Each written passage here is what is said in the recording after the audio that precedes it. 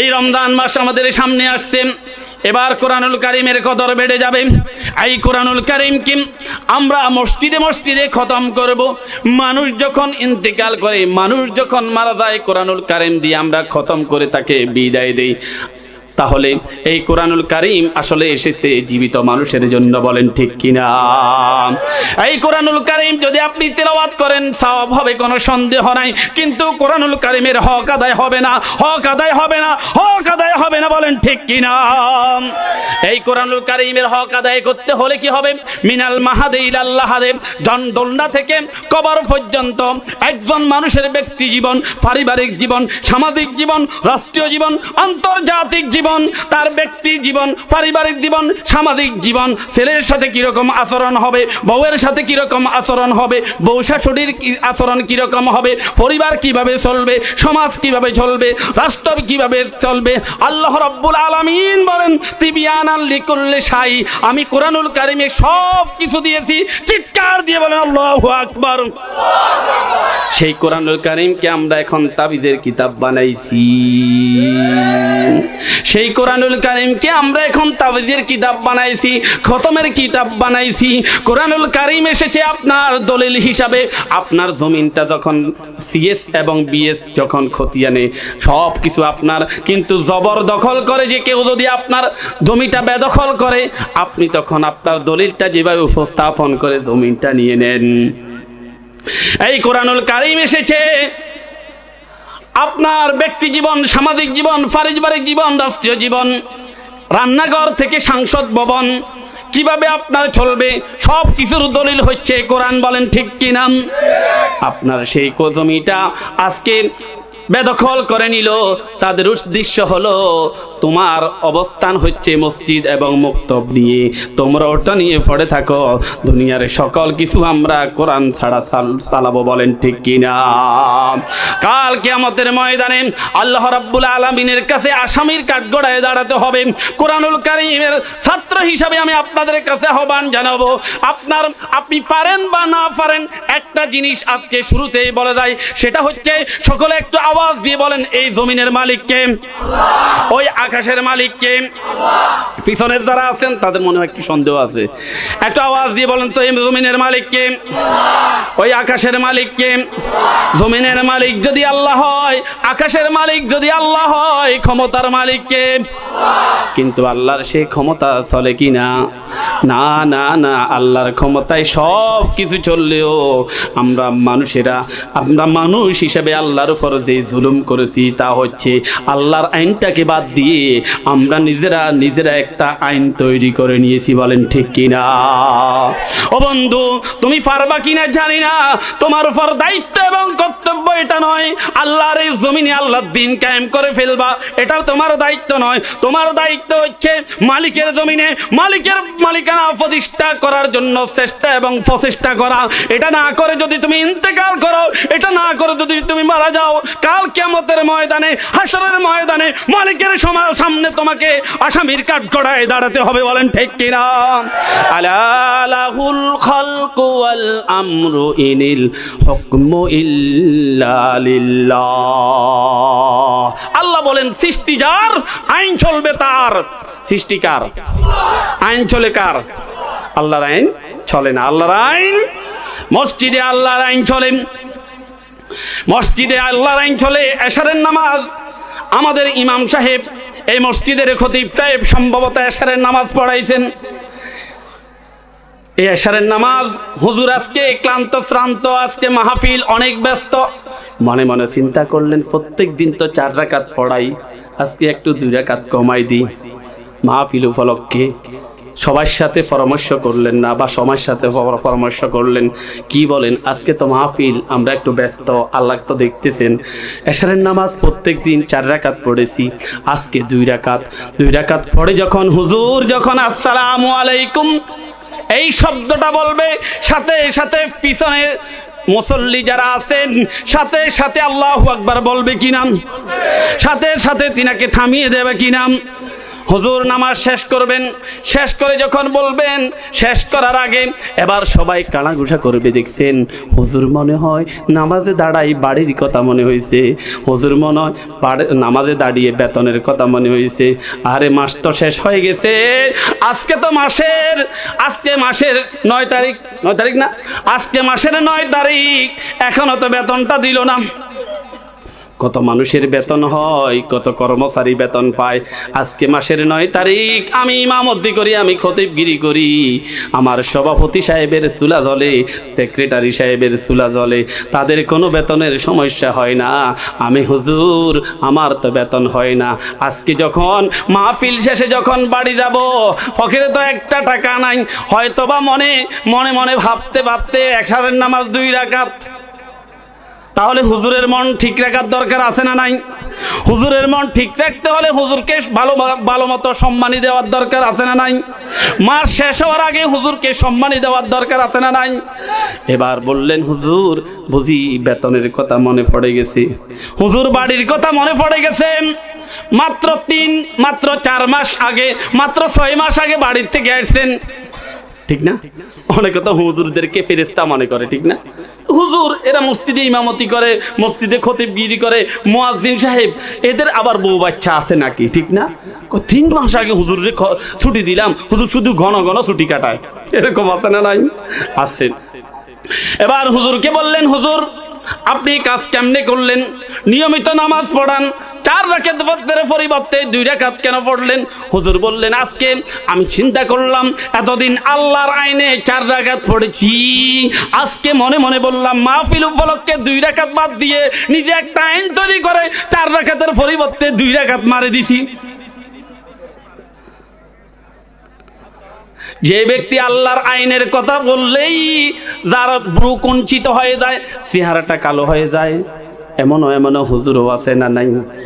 আর একটু জোরে বলেন।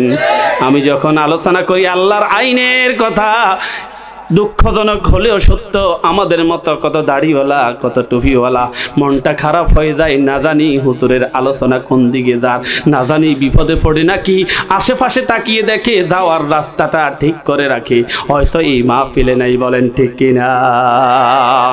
দুঃখজনক হলেও সত্য, আল্লাহর এই জমিনে আল্লাহর দ্বীন কায়েম করার জন্য সাধারণ মানুষ যত দায়ী, তার চাইতে বেশি হচ্ছে দাড়িওয়ালা টুপিওয়ালা 1 শ্রেণীর আলেম। বলেন ঠিক কিনা?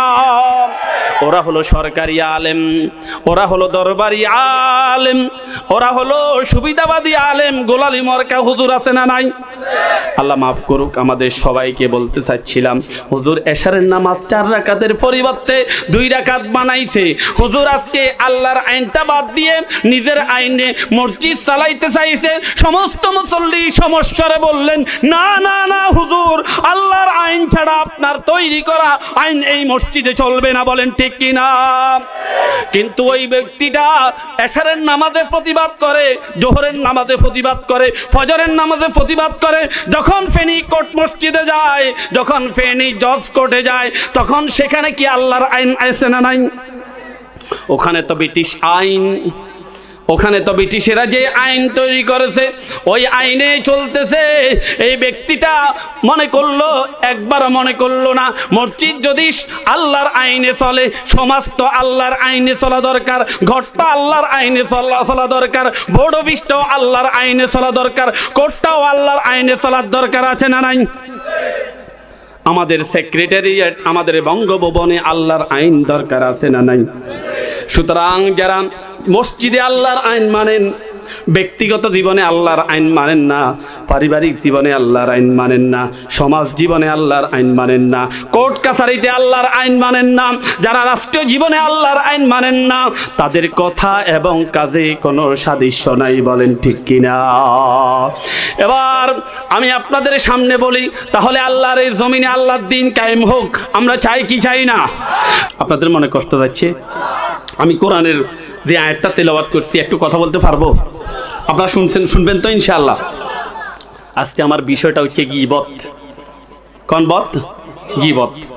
গীবত একটা ব্যবসা, আপনি একটা দোকান করেন, সেখানে লস হওয়ার সম্ভাবনা আছে, ঠিক আছে না? আপনি যে কোনো একটা ব্যবসাতে আপনি ব্যবসাতে পুঁজি খাটাইছেন, সে ব্যবসা মাঝে মাঝে সচল, মাঝে মাঝে অচল হওয়ার সম্ভাবনা আছে। কিন্তু গীবতের ব্যবসাটা এমন একটা ব্যবসা, এটা ব্যাটারিবিহীন চলে, তারবিহীন চলে, তৈলবিহীন চলে, আনলিমিটেড চলছে, চলে আসিতেছে, চলছে এবং চলবে।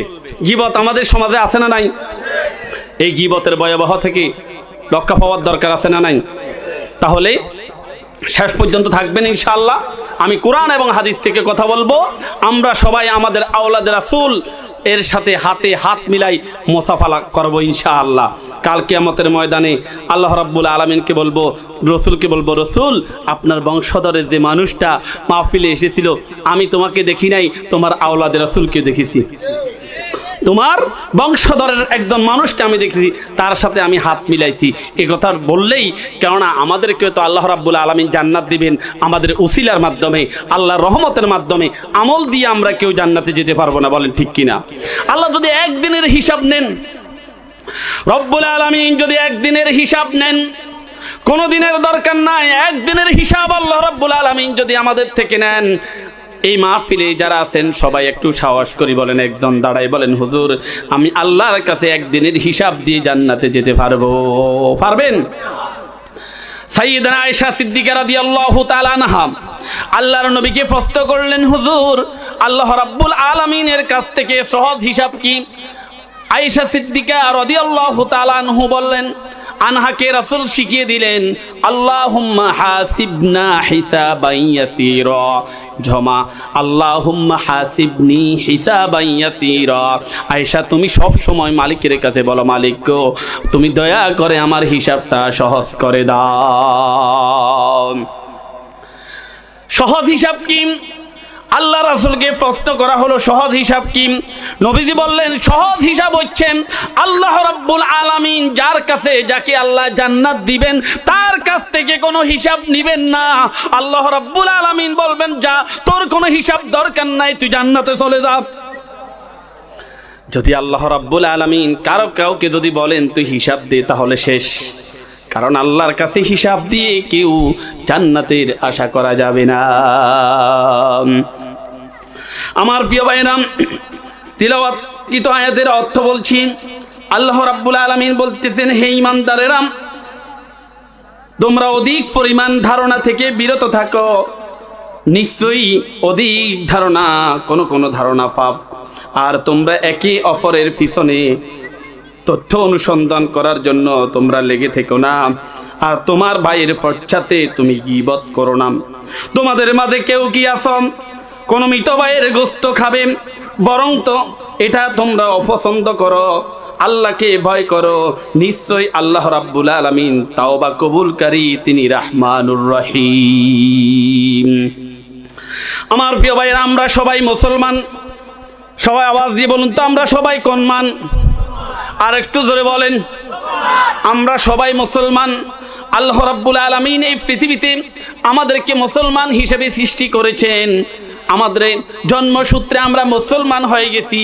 দাদা মুসলমান, বাবা মুসলমান, সেই সূত্রে আমি মুসলমান। তবে মনে রাখতে হবে, মুসলমানের ঘরে জন্ম নিলেই কেবল মুসলমান হওয়া যাবে না। চৌধুরী বাড়িতে জন্মগ্রহণ করলে আপনি চৌধুরী হতে পারেন।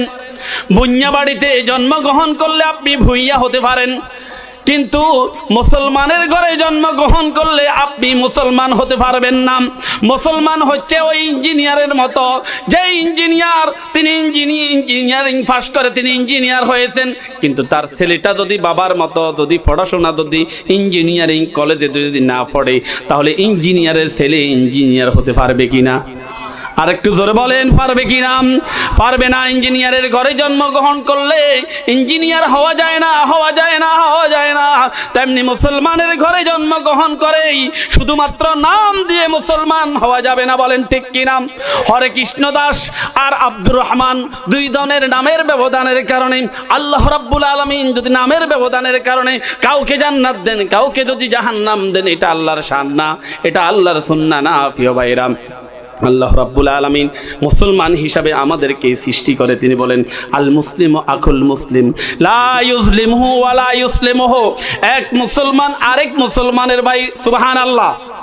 কেমন ভাই? কেমন ভাই?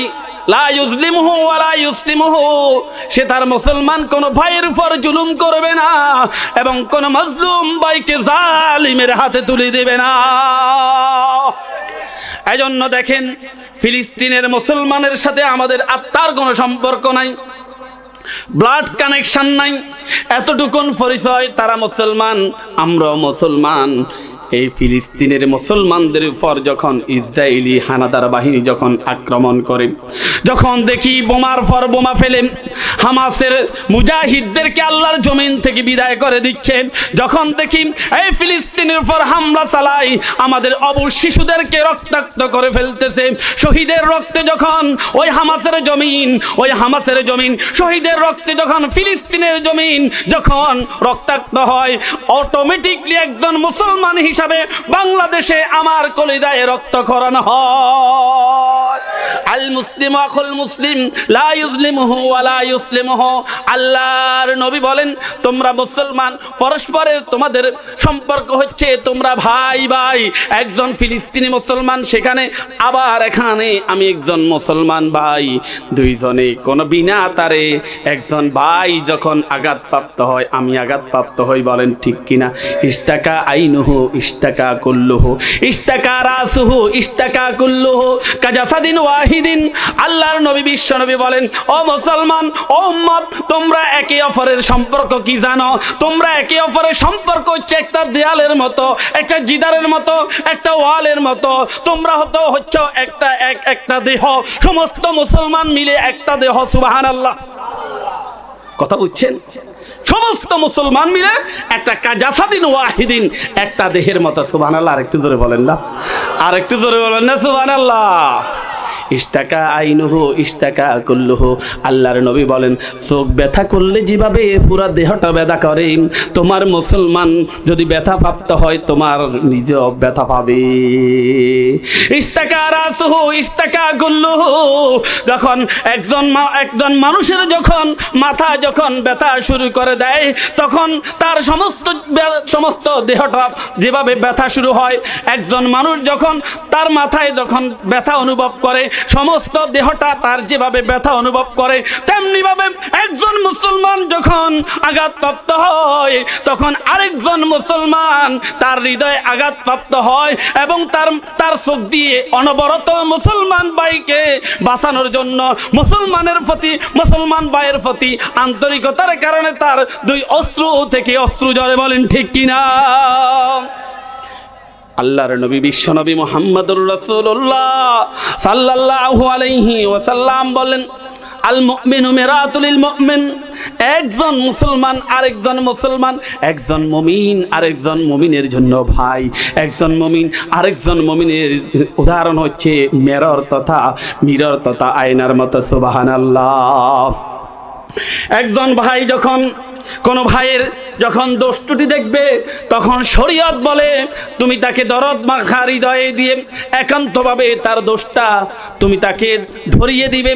আয়নার সামনে যখন তুমি যাও, আয়নার সামনে যখন তুমি তোমার শরীরটা নিয়ে যাও, যখন তোমার শরীরের ভিতরে মুখের ভিতরে কোনো আঘাত যদি থাকে, কোনো কালি যদি থাকে, আয়নায় তোমার ওই চিহ্নটা দেখাইয়া দে, বলে ভাই তুমি তো বাইরে যাচ্ছ, এই চিহ্নওয়ালা এই কালিওয়ালা, তুমি তো ভাগ্য থেকে এসেছ, সকালবেলায় নাস্তা করার সময় খোলা পিঠা খাইতে গিয়ে বউয়ের সাথে বসতো, সেখানে বসতে গিয়ে ফাতিলের কালি তোমার কপালে লেগেছে। যখন সে আয়নার সামনে আসে, আয়নায় বলে দে তুমি এই দাগটা নিয়ে যদি আজকে সুবার বাজার যাও, এই দাগটা নিয়ে যদি পরশুরাম যাও, এই দাগটা নিয়ে যদি সত্যনগর যাও, এই দাগটা নিয়ে যদি শীতলীয় যাও, তাহলে তোমার ওই সমস্ত ভাইরা তোমার এই দাগ দেখে তোমাকে লজ্জা দিবে, শরম দিবে। ভাই এখনো সময় আছে, তুমি মুছে ফেলো, আয়নায় কিন্তু দাগটা মুছে না, বলেন ঠিক কিনা? আপনারা যদি বুঝে থাকেন আমার বলেন, আপনি একটা দাগ নিয়ে আপনি একটা আমাদের ভাবিদের সাথে যে সকালবেলায় খোলা পিঠা অনেকে খাইছেন না, আলহামদুলিল্লাহ, বৌমায় তুলে দে, আর বৃদ্ধ মানুষটা খায়, তাড়াতাড়ি বেরিয়ে যায়, বৌমা একটু তাড়াতাড়ি করো, তুমি গরম দাও, আমি খাবো। আর একটা সালিশ আছে, সালিশে যেতে হবে, একটু বাজারে যেতে হবে, খেতে বসেছে একবারে ফাতিলের পাশে। শীতকাল একটু কষ্ট হয়, আগুন জ্বলতেছে, ভালো লাগে, আগুনও ভালো লাগে। আবার রসের পিঠা আসতে দেখলাম খেজুর গাছ, খেজুর গাছের রস আর পিঠা একবার সুন্দর করে দেয়। কয়টা খাইছে জানি না, বলতেছে রুচি নাই বৌমা, দোয়া করিও, ওষুধ খাইতে হবে। বলে বাবা কয়টা? বৌমা বলতেছে বাবা আমিও গণি নাই, আমিও গণি নাই, আপনিও গণেন নাই, তবে পাতিলের দিকে তাকাই দেখতেছি আটা যা করছি প্রায় শেষ প্রান্তে। রুচি নাই বেচারার, খেতে পারে না, মাত্র 15টা শেষ, আছে না নাই? এইবার ওইখান থেকে উঠলো, উঠে গিয়ে আয়নার সামনে গিয়ে দেখে সর্বনাশ, খোলাপিটা খাইতে খাইতে খোলার কালি কপালে লেগে গেছে। এরকম হয় না অনেক সময়, পাতিলের কালি, খোলার কালি কপালের ভিতরে লেগে গেছে। আয়নায় বলতেছে মিস্টার মুরব্বী 15টা খাইছেন, কোনো সমস্যা হয় না, এগুলো গোপন ছিল। 15টা খাইছেন, কোনো সমস্যা হয় না, এগুলো কি গোপন ছিল, কিন্তু খাইতে যাই খোলার কালি আপনার কপালে লেগেছে।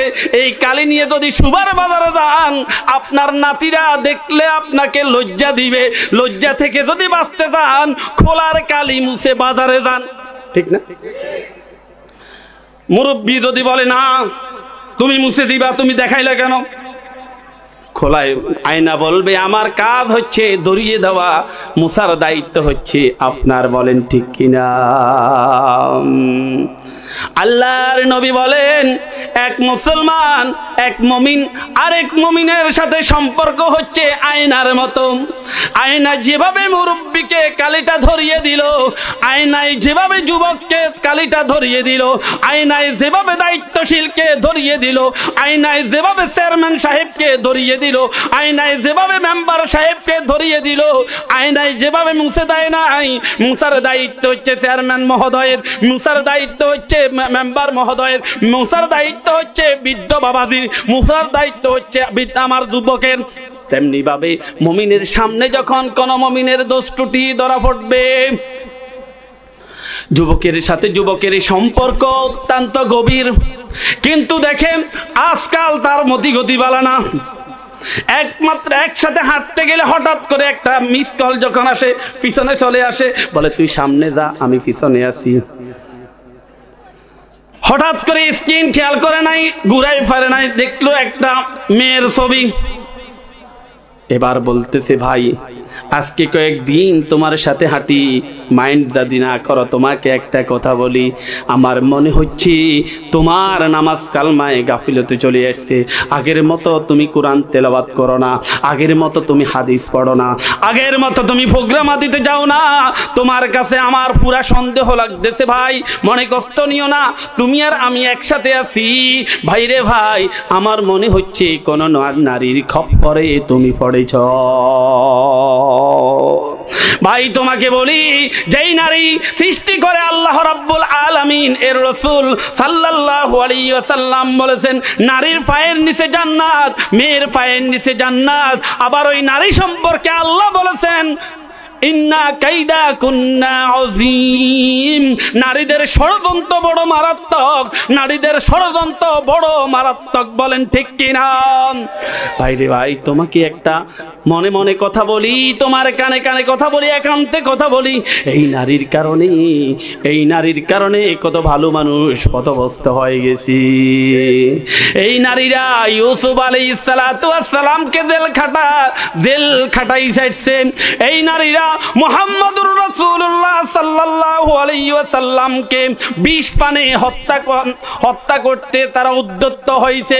এই নারীরা যার বিপক্ষে যায়, এই নারীদের ষড়যন্ত্র এমন মারাত্মক, এমন মারাত্মক, এমন মারাত্মক, আল্লাহর কোরআনের ফাঁকি পর্যন্ত জীবন সাঙ্গ হয়ে যায়।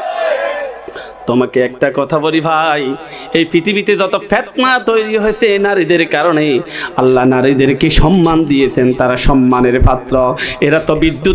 এরা তো কারেন্টের বিদ্যুতের মতো, এরা বিদ্যুতের মতো।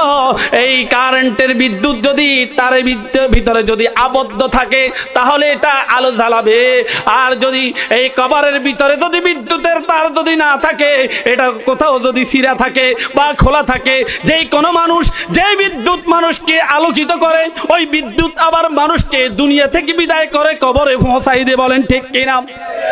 সুন্দর করে তার যুবক ভাইকে বলল ভাই তুমি ফিরে আসো। এখন ফিরে আসাটা তার দায়িত্ব। কার দায়িত্ব? তার দায়িত্ব, ঠিক না? তাই তাকে বলিয়ে দিল ভাই এই অবস্থা। এবার দুইজন বন্ধু, একজন 2 সন্তানের জনক, আরেকজন 3 সন্তানের জনক। কিন্তু একজন বন্ধু পরক্রিয়ায় আবদ্ধ হয়ে গেছে, কোন নারীর জালে আবদ্ধ হয়ে গেছে। তার মনে হচ্ছে তার ভাইটাকে কোনো পরনারী আসক্ত হয়ে গেছে। পরক্রিয়ায় পরশুরামের আইন, পরক্রিয়ায় পরশুরামে নাই, আছে না? এই শীতলীয় নাই, মধুগ্রামে নাই, আশরাফপুরে নাই। পরক্রিয়া বুঝেন নে? নিজের ঘর রেখে যারা পরের ঘর ভাঙার স্বপ্ন দেখে, নিজের ঘরে বউ রেখে পাশের বাবির সাথে যে সম্পর্ক করে, নিজের ঘরের বউ রেখে যে পাশের বাড়ির সাথে সম্পর্ক করে, এরকম সম্পর্ক এই এলাকায় নাই। মা পিছনে মনে হয় নাই, এই এলাকায় নাই। আপনার হাতে ধরা পড়ে গেল। আজকে পরক্রিয়ার কারণে কত সংসার আজকে শেষ হয়ে যাচ্ছে। পরক্রিয়ার কারণে কত নারীর জীবন শেষ, পরক্রিয়ার কারণে কত পুরুষের জীবন শেষ, পরক্রিয়ার কারণে কত স্বামী স্ত্রীর মধুর মিলন শেষ, পরক্রিয়ার কারণে কত সুন্দর সোনালী সুন্দর সমাজ, সুন্দর গঠিত তাদের আজকে এই সুন্দরভাবে গঠিত তাদের সংসারের জীবনের ভিতরে ঝড় হয়ে গেছে। এরকম আছে না নাই? আল্লাহ রাসূল বলেন, তোমার কাছে যদি কোনো এরকম বন্ধু থাকে, বন্ধুর দোষ থাকে, তাহলে তুমি তার এই দোষটা পার্সোনাল কন্টাক্টের মাধ্যমে শেষ করো। বা এই কাজটা তোমার ঠিক হচ্ছে না। প্রিয় ভাইরাম, বর্তমানে শুধু এই প্রক্রিয়া এখানে নয়, বর্তমানে শুধু এই কাজটা এখানে নয়। গীবত কাকে বলে, শেকায়েত কাকে বলেন? এই গীবতের কারণে, পরনিন্দার কারণে, পরচর্চার কারণে সাইয়্যিদনা মুহাম্মদুর রাসূলুল্লাহ সাল্লাল্লাহু আলাইহি ওয়াসাল্লামের প্রিয় সহধর্মিণী আয়েশা সিদ্দিকা রাদিয়াল্লাহু তাআলা আনহার বিরুদ্ধে গীবত এবং চর্চার কারণে, পিছনে কথা বলার কারণে আয়েশা সিদ্দিকা রাদিয়াল্লাহু তাআলা আনহু মুহাম্মদুর রাসূলুল্লাহ সাল্লাল্লাহু আলাইহি ওয়াসাল্লামের জীবনে অতিষ্ঠ করে তুলেছিল। এমন পরিস্থিতি সৃষ্টি হয়েছিল, আয়েশা 40 দিন পর্যন্ত বাবার বাড়িতে ছিল। বলেন ঠিক কিনা? এই গীবত পরনিন্দা পরচর্চার কারণে আজকে পিতা পুত্রের সম্পর্ক নষ্ট হচ্ছে। এই গীবত এই পরচর্চার কারণে ভাই ভাইয়ের সম্পর্কে নষ্ট হচ্ছে। এই গীবত পরচর্চার কারণে যায় দ্বন্দ্ব সৃষ্টি হচ্ছে। এই গীবত এবং পরচর্চার কারণে মা তার সন্তান থেকে আলাদা হয়ে যাচ্ছে। এই গীবত এবং পরনিন্দার কারণে সামাজিক বিচার ব্যবস্থা ধ্বংস হয়ে যাচ্ছে। এই গীবত এবং পরচর্চার কারণে সমাজের অবকাঠামো আজকে নষ্ট হয়ে যাচ্ছে। এই গীবত এবং পরচর্চার কারণে আমাদের সমাজ ব্যবস্থা, রাষ্ট্র ব্যবস্থা আজকে ধ্বংসের সম্মুখীন। বলেন ঠিক কিনা?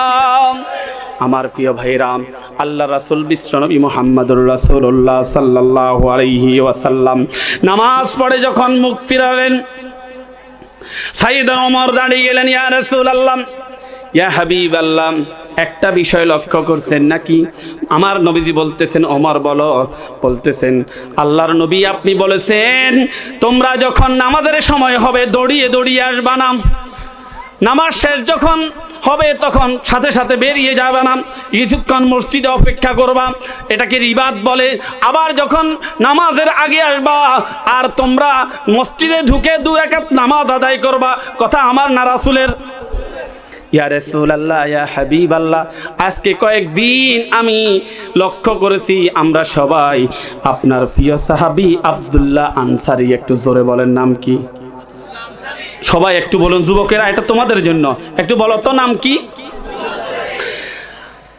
ইয়া রাসূলুল্লাহ, ইয়া হাবিবাল্লাহ, আমরা লক্ষ্য করেছি আপনার প্রিয় সাহাবী আব্দুল্লাহ আনসারী রাদিয়াল্লাহু তাআলা আনহু, তিনি নামাজে আমরা যখন দাঁড়িয়ে যাই তিনি দৌড়ে দৌড়ে একবারে নামাজে আসেন। আর আমরা যখন নামাজ ফিরানোর সাথে সাথে আব্দুল্লাহ আনসারীর সাথে সাথে তিনি মসজিদ ত্যাগ করে চলে যান। আসতেও আমাদের সাথে দেখা হয় না, আর নামাজ শেষ হলেও তার সাথে দেখা হয় না। আপনি নামাজ যখন শেষ করেন, আমরা প্রিয় সাহাবীরা আপনার জবানের দিকে তাকিয়ে থাকি, আপনি আল্লাহর কোরআন থেকে কথা বলেন, আমরা সেখান থেকে নসিহত শুনি এবং বাস্তব জীবনে আমল করি। এই নসিহত অনুযায়ী আমাদের ওই দিনের কার্যকাল আমরা অতিবাহিত করি। কিন্তু আব্দুল্লাহ আনসারী আপনার একজন প্রিয় সাহাবী, প্রতিদিন তিনি এই কাজ করেন। আসার সময়ও তিনি সবার পরে আসেন, যাওয়ার সময় তিনি আবার আগে চলে যান। আল্লাহর নবী বলেন, চলো আজকে নামাজ শেষে আমরা সবাই আব্দুল্লাহ আনসারীর কাছে চলে যাব। নামাজ শেষ করলেন নবীজির নেতৃত্বে সাহাবায়ে কেরাম রিদওয়ানুল্লাহ আজমাইন, তিনারা সকলে চলে গেলেন আব্দুল্লাহ আনসারীর বাড়িতে। আব্দুল্লাহ আনসারীর বাড়ির সামনে গিয়ে বলতেছেন, আব্দুল্লাহ আনসারী, আল্লাহর নবী প্রথমবার ডাকলেন। আব্দুল্লাহ আনসারী বলে, কিন্তু ঘর থেকে কোনো জবাব আসে না। দ্বিতীয়বার জবাব দিলেন, আব্দুল্লাহ আনসারী ডাকলেন, ঘর থেকে কোনো জবাব আসে না। তৃতীয়বার যখন তিনি আব্দুল্লাহ আনসারী বলে ডাকলেন, লাব্বাইক ওয়া সাদাইক বলে আব্দুল্লাহ আনসারী সামনে আসলেন।